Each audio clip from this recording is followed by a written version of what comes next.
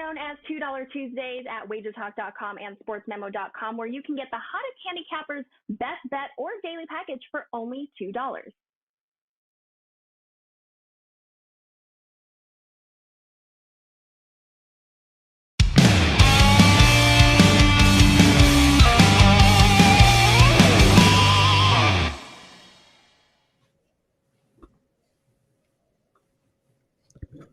Welcome, everybody, to Wager Talk Today. I'm Lawrence Presman. That's Teddy Covers. I hope you all had an absolutely outstanding 3-day weekend, a great Memorial Day, and a lot of winning bets. Teddy, we got Ralph Michaels joining us at the top of the show. We're going to delve into the Green Bay, Minnesota NFL game for week 1. We're going to look at some WNBA. Did I screw up already? I loved it. All I said is love it. It was good. I love talking NFL in May and June, man. I do. Before anyone else is paying attention. You do. I don't, but that's okay. Las Vegas and Connecticut in the WNBA, and we got a prop bet for you guys on Steph Curry. Jeff Michaels joining us. We said it was going to be a father and son day, and that got kiboshed.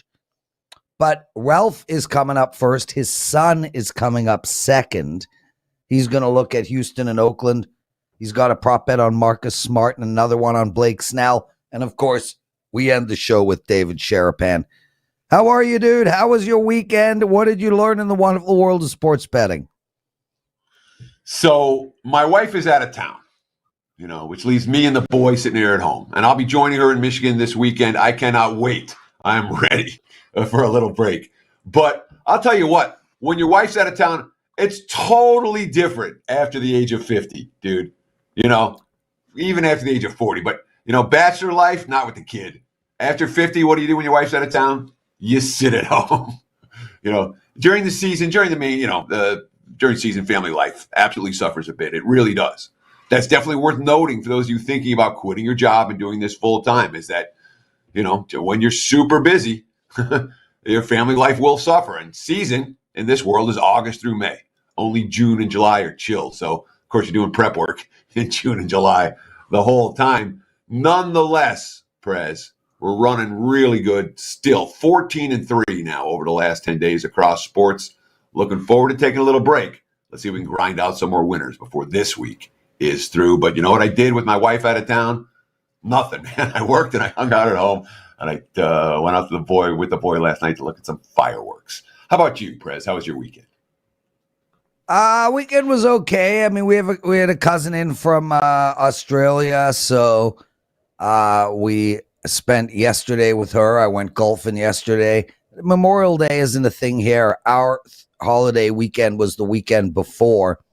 But man, my life, I live on holiday, dude. So it's all the same. Nothing changes. Today I'm very excited, Teddy, because, and this is meaningless to you, but my Jack Carr book, the 5th James Reese novel, showed up this morning from Amazon. I am doing this show, going to the bank, and I will be lying at the pool reading my new Jack Carr book for the rest of the day. So I'm excited about that. And, of course, it's $2 Tuesdays. So lots going on at Wager Talk and in at least your life. My life has just stagnated completely. Like in the summertime, it's pool and show. Anyway, Ralph Michaels joining us. Ralph, how are you, my friend? You excited? Your son is making his first ever appearance on Wager Talk Today. He's done a nice job. He joined last March on Sports Memo, and, we had a different relationship when we went to games. We were at the Indians betting balls and strikes at a young age, and if the game's going over or under. So when we talked about football games, it wasn't the score, but it was who covered and what the spread was. So I've been teaching him this little by little since he's probably been 3 or 4. Well, There's the only thing better than one Ralph Michaels is two. So I'm excited about that. Chuck Pod, he just got the same book. He hasn't started it yet. Man, how good was that fourth book? Oh my God. Ralph, you want to talk NFL? I know it's still many months away, and as a Canadian who lives in a cold climate most of the year, the NFL just needs to slow down. We don't stay. Please let me have a summer first. You want to talk Green Bay against Minnesota already? There's lines up -1.5. What do you want to discuss?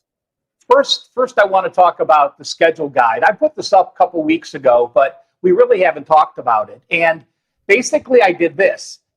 Get yourself a couple sets of power ratings. Look at what the schedule is. Look at what the additions and subtractions are. And we make so much about how a team improves or falls down. One of the most important things I have in the schedule guide is my strength of schedule. And it's archaic to say, okay, this team has this schedule based on last year's records. My strength of schedule are based on my power ratings for this year and who you're playing. So I do want to mention the four toughest schedules: Kansas City, the Rams, Arizona, the Jets, followed by Las Vegas and Pittsburgh. The easiest schedule by far, one of the easiest schedules I've seen with an average opponent power rating of only 5.3, is Philadelphia and then Indy and Washington. So that's very important. But what you'll see on the screen is what I did for every team broken down by division. I have the schedule, I have my power rating numbers, and I have the theoretical win percentages for those teams. So you're breaking down how many times a team's been a favorite, how many times they've been a dog. It tells you if you're a 3-point favorite, what your theoretical win percentage was, and then it gives you a win total at the bottom. So when I break my win totals compared to what the win totals are available at FanDuel or DraftKings, my biggest discrepancies is I lean Arizona Cardinals under. They're under by 1.7 games. My theoretical has them with 7.8 wins, where the Vegas number is 9.5. On the flip side, Seattle, even with the quarterback loss, I have them projected to win 7 games, whereas the over-under total is 5.5. And then on the right-hand side, if you take a look back at the schedule and just show one of the teams, Dan, you'll see that I don't like saying you're a home favorite or you're a home dog, because we know in the NFL, when you're between the threes, it's basically a toss-up game if you're a favorite or a dog. So that's exactly what I do. I break down teams as a home favorite of 7 or more, a home favorite between 3.5 and 7, between the threes, home dogs, and home dogs of a small home dog and then a big home dog. So it's color-coded. At a glance, you can write down your wins and your losses, and it's just a tool to start. I'll be having this up for college as well by next week. For every college team, you'll get my college power rating numbers and the schedule broken down in the exact same fashion to start your work for the prep work. So, Ralph, I have 2 questions off of this. One, this is available for free download right now, correct? All they have to do is go to your homepage? It is, and as I said, keep tuned. Next week we'll talk about it. I'll have the college up. Maybe by the end of this week, if I get a little productive, I'll finish the college guide this week. Second question, because this stood out to me. Sorry, Teddy. You talked about Arizona as being a team that faces a brutal schedule, and Seattle from the same division as a team that, based on your numbers, they should go over their season win total. Even though those two teams play at least of the 17 opponents, they play 11 common or 11 common between them.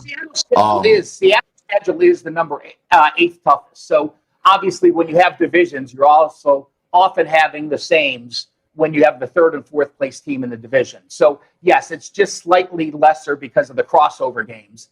But Teddy, this is based on just my power rating numbers and the theoreticals. And when I did my power ratings and my up downs, I base them on more than just how they finished and what their ups and downs were.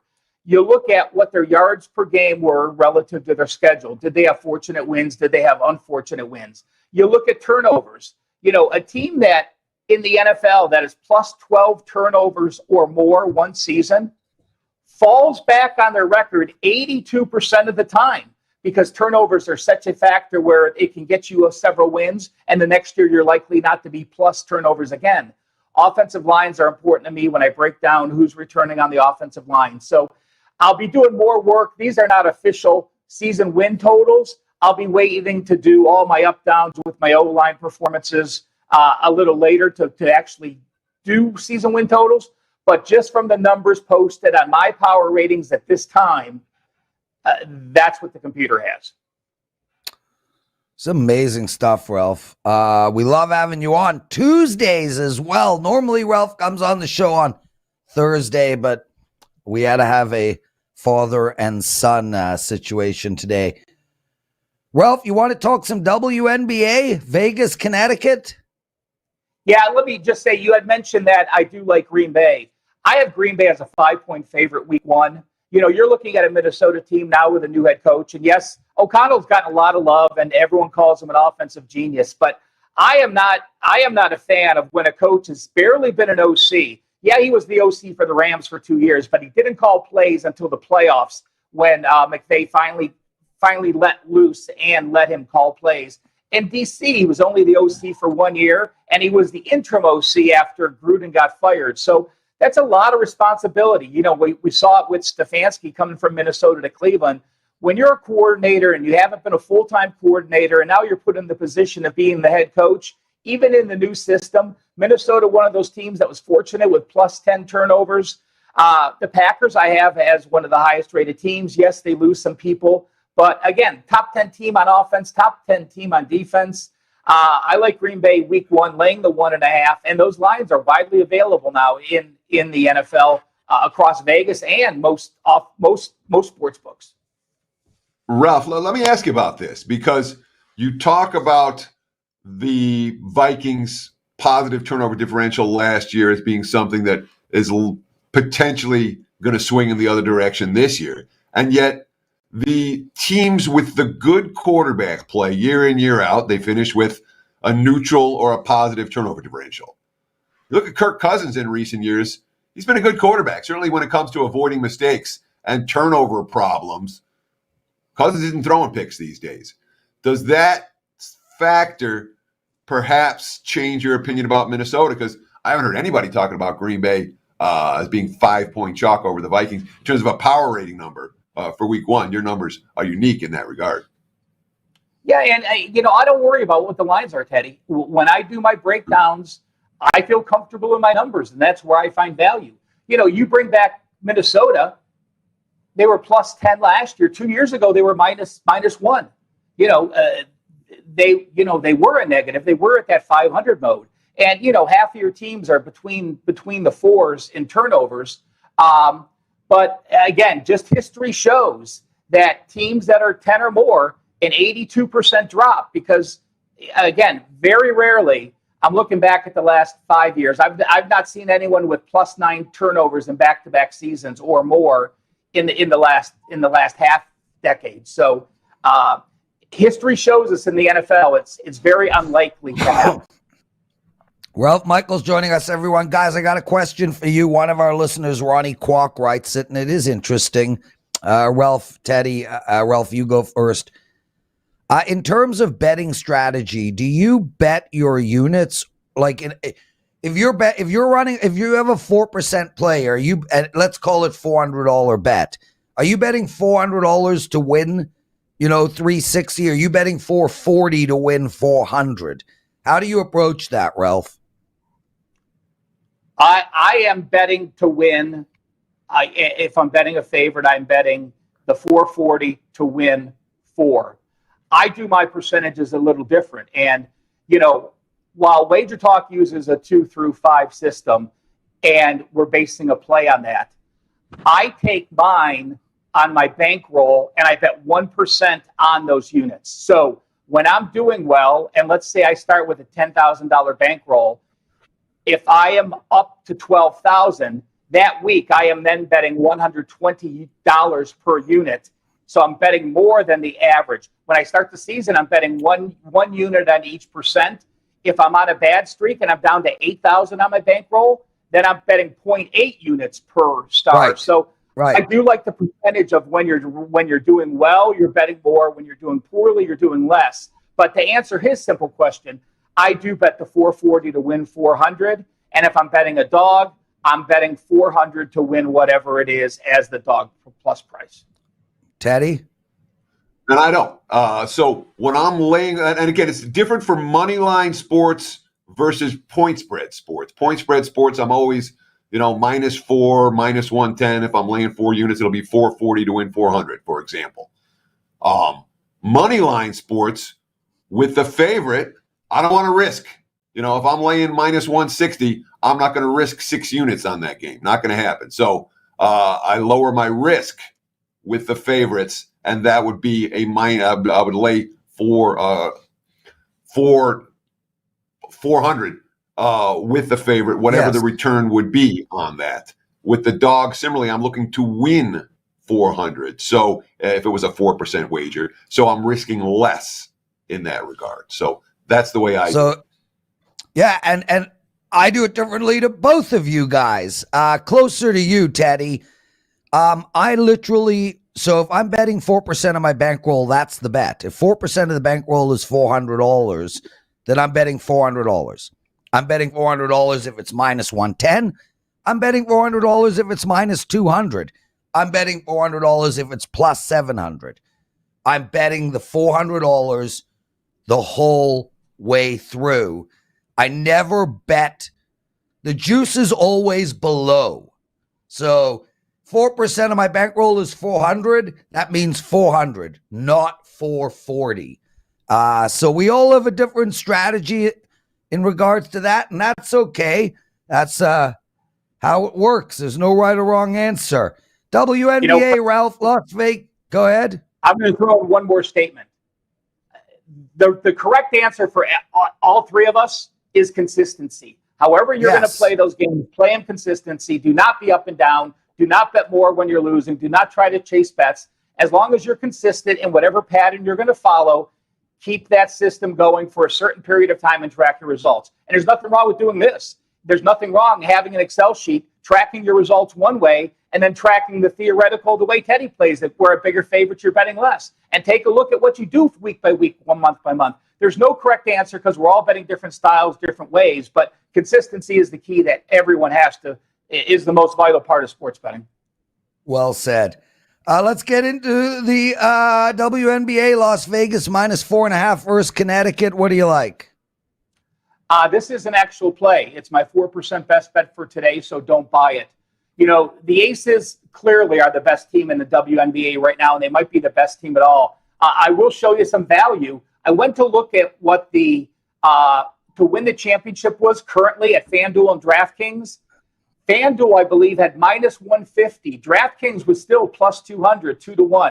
So a massive discrepancy in the WNBA for futures to win it all. But I think the Aces have the two best players.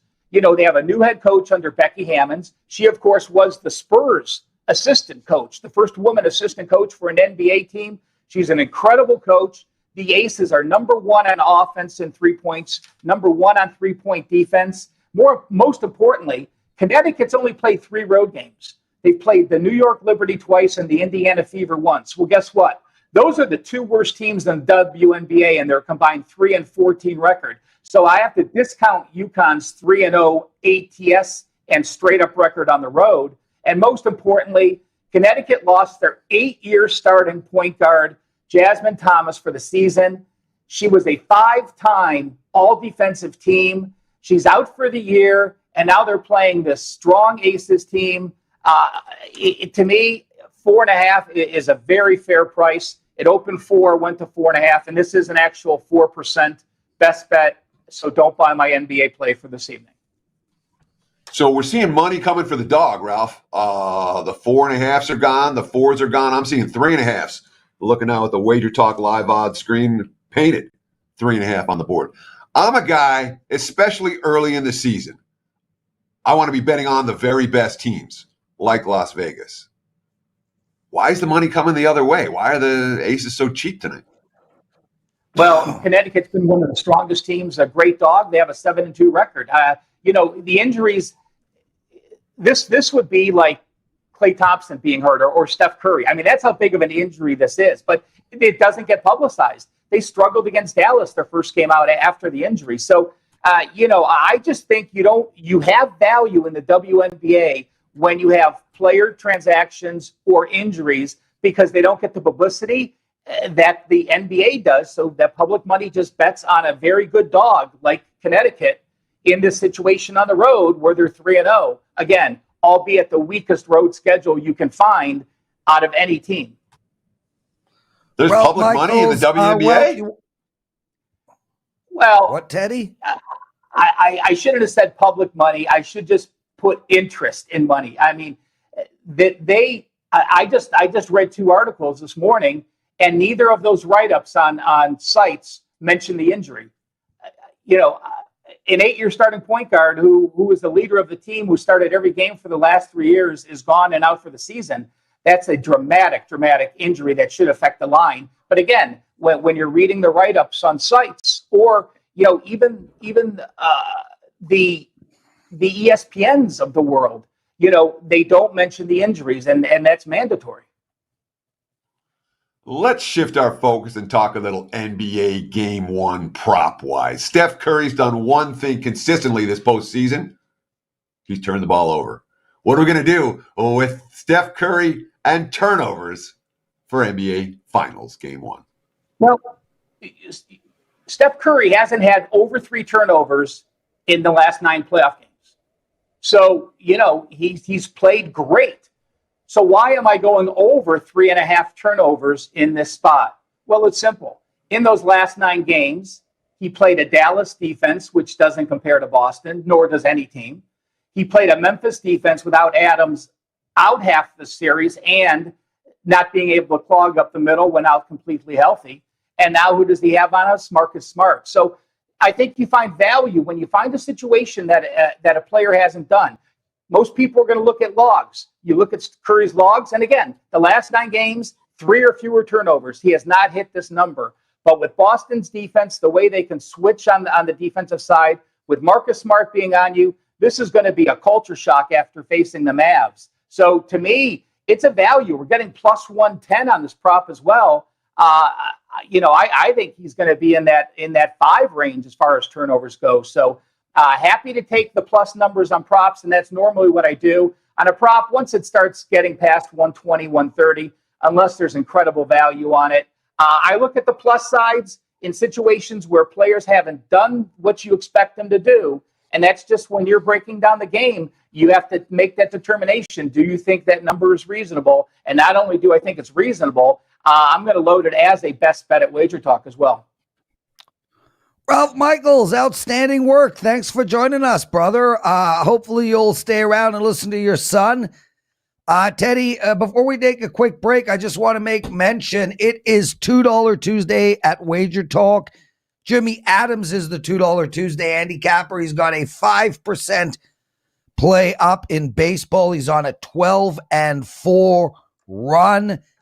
And Jeff Michaels, Ralph's son, is the $2 Tuesday handicapper. Ralph at Sports Memo. Ralph, what do you got to promote? Nothing. I just gave you my stuff for today, so we're all good on that. And I will just make one correction, Prez. Remember, at Sports Memo, you're getting 3 cappers for $5. You can purchase Jeff's play for $2, but why not take advantage of the 3-pack for $5, which we offer every Tuesday at Sports Memo as well. Yeah, and those 3 guys, JM Sports, that's Jeff Michael Sports, 5% best bet. He's on an 83% run. Dr. Chuck, first ever 5% WNBA play. And Dion D'Amico, of 5% NL Game of the Month, all only $5 at Sports Memo. Teddy, wow, that was a long segment. I'll take blame for that. We're going to take a quick break. We still have your big game breakdown, Jeff Michaels, Dave Sharapan, the daily presidential address, all within a 20-minute segment. Dan, cue it up.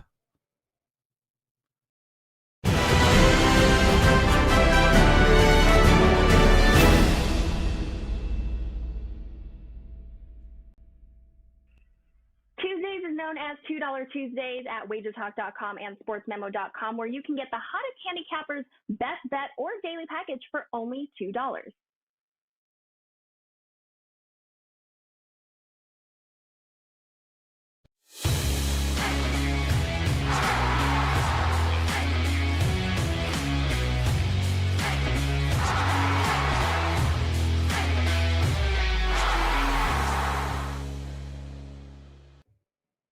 It is time for today's big game breakdown. Let's talk about the Boston Celtics and the Golden State Warriors series.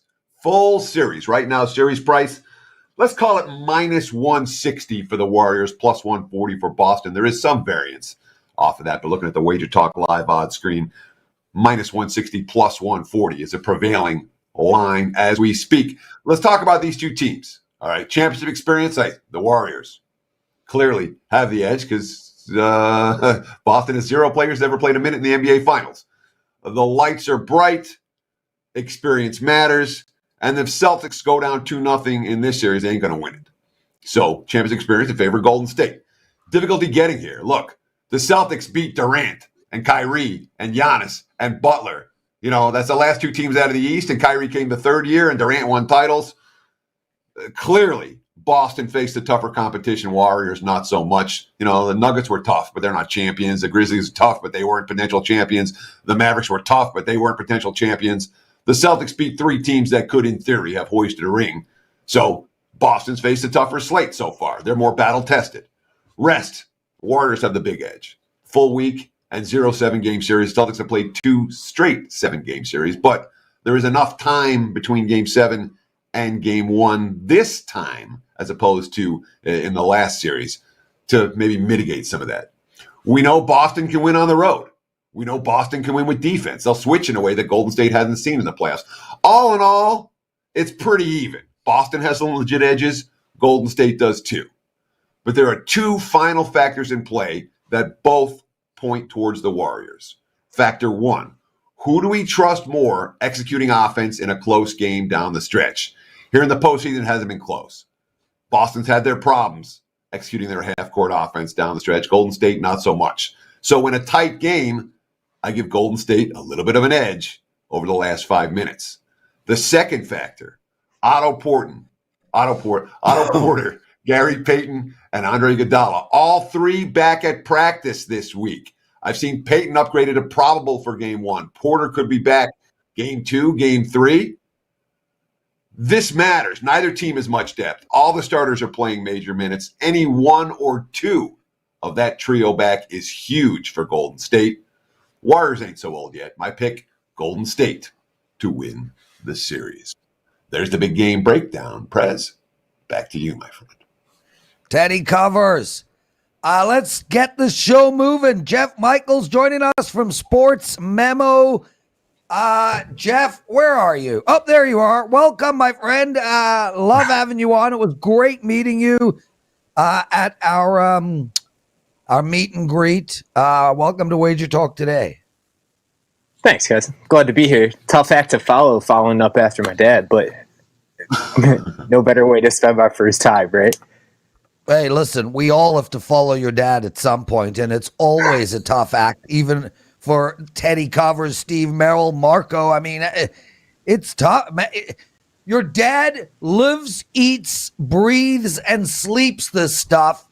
It is my hope that you have a slightly more well-rounded life. Yeah, I grew up with that life. Like he said, I grew up being conditioned for it without even knowing I was. Learning about lines and spreads and teams before I even realized what that really meant. Yeah, I hear you. Jeff, let's get straight into it, man. Houston and Oakland in baseball tonight. You've got a bet for us. What is it? Yeah, the money came in today on this total, pushing it even lower, but I still think the money's to be made on Houston and Oakland under the 7. Houston, it's the last day of May, and Houston's only gone over the total 4 times all month.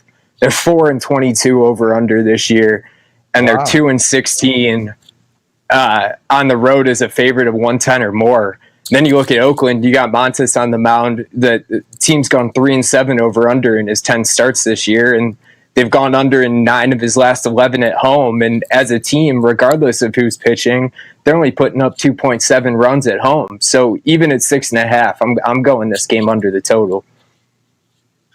Oh, okay. I was just going to ask you if at 6.5, do you still like it? Because we've seen nothing but under money in this game so far. If you like Houston, Oakland under the 7s, that's last night's number. 6.5 this morning. Right. Let's talk about Marcus Smart. We just had your dad coming on talking about how he likes Steph Curry over 3.5 turnovers.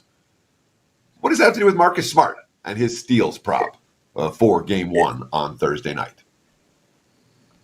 You know, it was funny. I was looking at this before I even found out his Steph Curry prop that he had said. But, you know, funny enough, I think a lot of what he said is true in the same sense, but it relies a lot on the Defensive Player of the Year.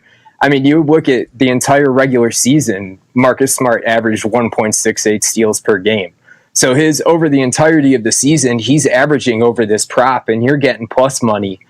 So, you know, that defense is something different than anything Golden State's played this postseason, as he mentioned. And I do think a lot of that is centered around Marcus Smart and being able to produce those steals, I'm sure one of which at least will potentially be on Steph Curry. At one point in his career, Blake Snell was a bet-on pitcher. Those days have come and gone.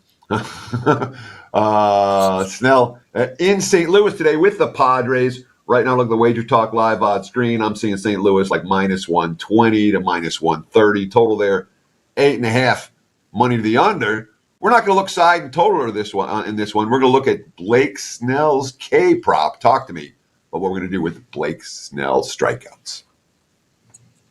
Yeah, I guess I've been doing a K prop of the day actually on my Twitter, JM Sports CLE, and it's also on WagerTalk News. But today's K prop of the day, yeah, I'm going Blake Snell under that 5.5 strikeouts. St. Louis is one of the best teams batting wise against the strikeouts. They're only striking out like 7 times a game throughout the year. And you got Blake Snell, who's put up some good, you know, if you look strikeouts per 9 innings, he's put up some good numbers in his career. And I know he's only had 2 starts this year, but even in this year as well. But his big issue has been the longevity in those starts. You look in the last 3 years combined, he's averaging under 5 innings pitched per start. So you got an offense like St. Louis that doesn't strike out very often, and you know, 7 times in an entire game, you think about 5.5 Ks in that, you got to go at least 6 2/3, 7 innings to maybe potentially get those numbers against the Cardinals, and he's struggling to get into the 5th inning, let alone that deep into games. Yeah, Jeff, it just makes so much sense. I love that bet. Man, you are part of the $5 group of handicappers over at Sports Memo. Guys, as we spoke about, it's $2 Tuesdays at WagerTalk. Jimmy Adams is the $2 play at WagerTalk. Over at Sports Memo, you get 3 handicappers for $5. Jeff, you are one of them. Tell us what's going on.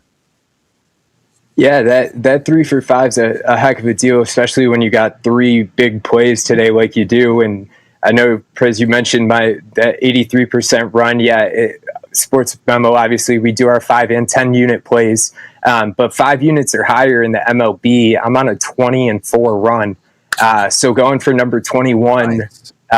In the last 25 picks on 5+ unit plays over at Sports Memo today. So $2 to continue that streak with me.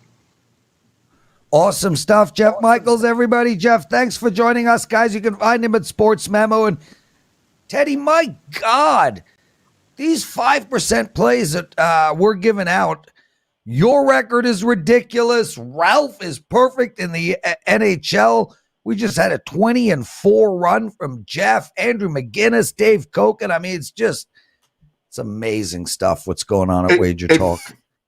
I mean, I don't look at the records behind the scenes. I don't know. But it feels like there have been a fair few guys who've had a real good spring. it feels like as a site, we're up. Yep. Pretty good Yeah. in 2022. Yeah, it's been unbelievable. Dave Sharapan joining us with his San Fran hat. Dave, when you coming on with like the Sydney Swans? That's a good question. I'm gonna have to get one of those lids. I don't know where to get one of those lids, but I'm trying to decide which Can shirt you name to wear the sport? today. It's the Japanese baseball, is it not? I have no idea. Sydney Swans. Sydney Swans. What Australian city in rules Japan football. is called Australian Sydney? rules football. That's Australian rules football. Yeah. Tony Lockett. That's their historical star. I went to a game where they won the entire championship. So let's go, man. I want like a woolen gong hat or something outside of the norm for you. I've never watched one of those games. I should probably watch one of those games.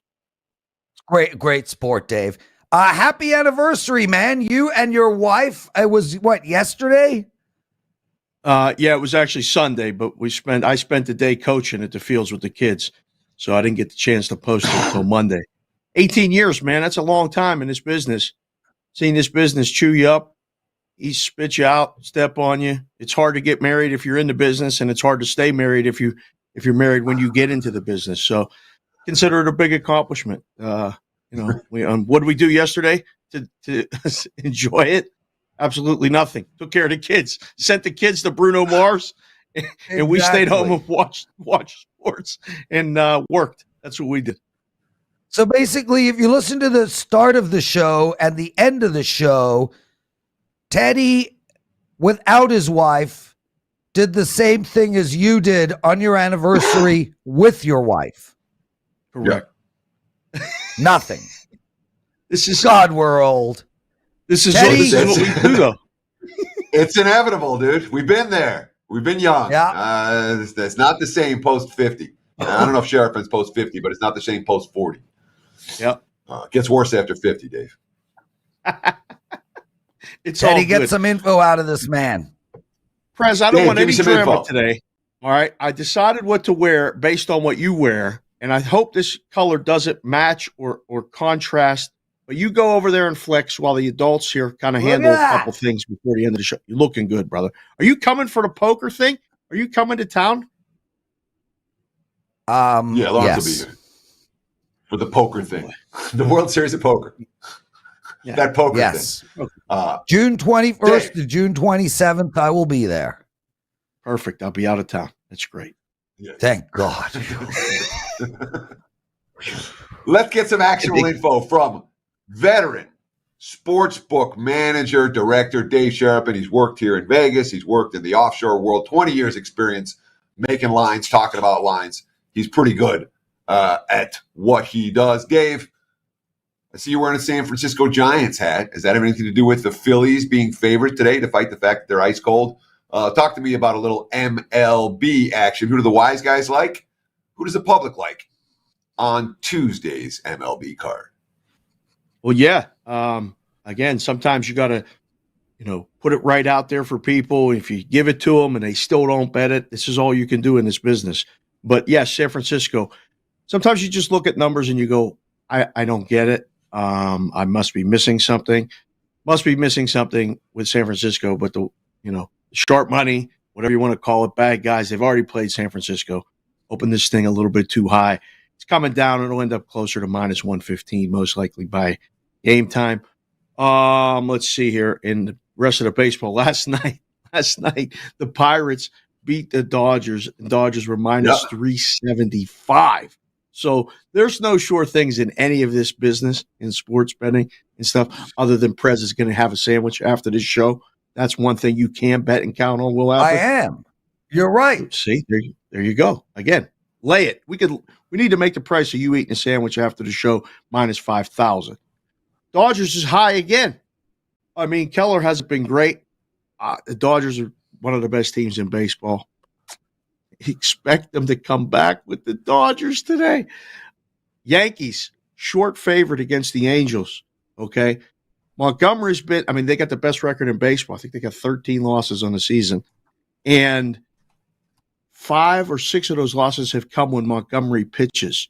Okay, I don't think you got to. A lot of people are probably going to get fooled today and bet the Yankees. It's like, why are they such a cheap price? Syndergaard has been great for the Angels. I think the Angels are very live today. I like them, and I think the bad guys are going to wait for it to get bet up a little bit. This is one of those numbers you put up as an odds maker, knowing where do we got to go to get that play on the Angels. I think that's the side there. That's it for baseball for me this morning. I got a lot of things I got to look at still, and I haven't got to. But those are a couple plays for you. Yeah, there's some actionable info, which is exactly what we were looking for. Lots of LA Dodgers money once again on Tuesday, even after the loss yesterday. Let's shift our focus to the NBA. Obviously, there's one series left, Warriors versus the Celtics in the NBA Finals. How do you expect the betting action to be in this series? Do you think the public's going to load up on one side or the other? Is it going to be what they last saw? What about the wise guys? How's their early action leaning? Give us a little bit of NBA Finals overview. So you got Warriors and Celtics, right? Two brand names when it opens up in San Francisco. Hence also why I'm wearing this hat. I think you're going to see the majority of the public on Golden State. All the narratives kind of going Game 5, Game 7, Warriors in 5, hashtag Warriors in 7, all these things. I think it's a long series. I think it's 6 or 7 games. And I think the analytics crowd have been on this Celtics for a while now. I mean, and they took the hardest road to get here, right? They had to beat the Nets. They had to go 7 against the Bucks. They had to go 7 against the Heat. Can't get a harder path, and they're here. But now, it's Golden State. They have too many weapons. They have this. They have that. I think Boston's very live to win this series. I mean, they play defense. They just go through those stretches where they turn the ball over or they let Marcus Smart shoot the ball too much. Like, there's got to be somebody to rein him in and say, Marcus, we got guys to shoot. You just play defense and flop and dive, and we'll be fine. So I can't wait to see it. I think Game 1, they're already betting the Warriors. I mean, it's a long series. The Warriors finished their series first. They've been sitting. You catch them on the road in Miami, winning Game 7, and then they got a cross-country trip. Now, there's a lot of time in between games, and usually the Dogs live in Game 1 of these series a lot of times. I don't think so. I think Golden State wins Game 1. There's a bet, if you like Golden State in the series, you can bet them to win Game 1 and win the series and get a better number.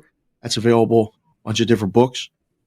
As far as the total, I don't know yet how this is going to be bet. You saw it in the Celtics series. A lot of the games went under, way under, where it was kind of a general thing where you look to bet the under first. Let's wait and see. See the matchups and see who's covering who. But that's the way I would lean right now, is that more games are going to go under than over. But the money's kind of tilting that thing up. I mean, open to 11. It's up to 11.5 in some places. And, no, there's no more 212s left. Okay. So, Dave. Watch the totals move, too. Dave, we don't have much time left on the show. Yes. Let's talk a little bit of hockey. 2 series, the semifinals about to begin. Edmonton plus 215 to win the series. Colorado minus 260. Rangers are at plus 160. Tampa Bay minus 180. I am curious what you like series-wise, and maybe if you see anything in any of the individual games. Let's start out west, Prez. I can't believe it's this high. I mean, I really can't. Kemper, Smith, would you believe that 3 of the 4 goalies that were left until yesterday when Carolina lost were former Arizona Coyote goalies, by the way, between Kemper, Ronta, and Mike Smith? They were all the starting goalies for the last 3 starting goalies for the Coyotes. Anyhow, I think it's a close series. I think, people are betting Colorado like their tickets punched. Connor McDavid's playing his best hockey right now. He just won a series against Calgary with the overtime goal. I think they're live. I think they're live tonight in Game 1. The other series, Prez, why can't the Rangers win? I mean, I still like Tampa, and I'm pretty surprised that the number is this high as well. I think you're going to see a monster series. Shesterkin is back. He was the best player on the ice for the Rangers when in every game that they won. He was amazing. In a couple of the games they lost, he was amazing. You got to beat the champ to beat a champ.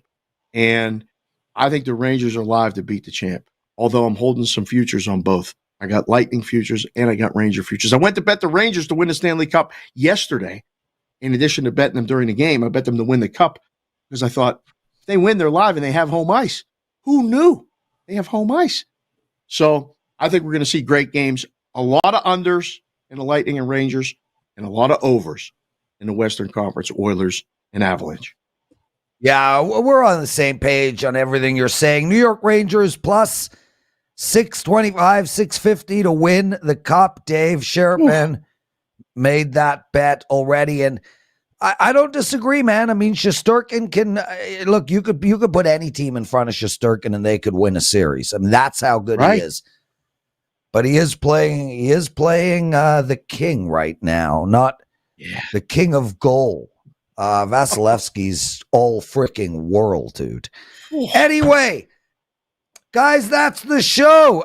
Real shame. We were going to start our rollover bet for the week, but we did not get 100 likes, and I'm not going to spend all show begging for it.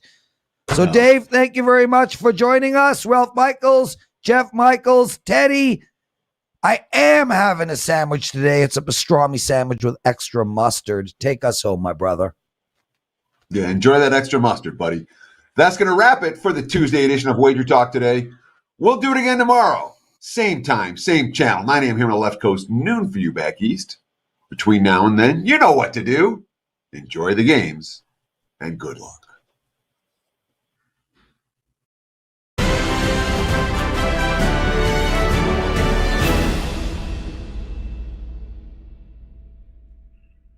Tuesdays is known as $2 Tuesdays at WagerTalk.com and SportsMemo.com, where you can get the hottest handicappers, best bet, or daily package for only $2.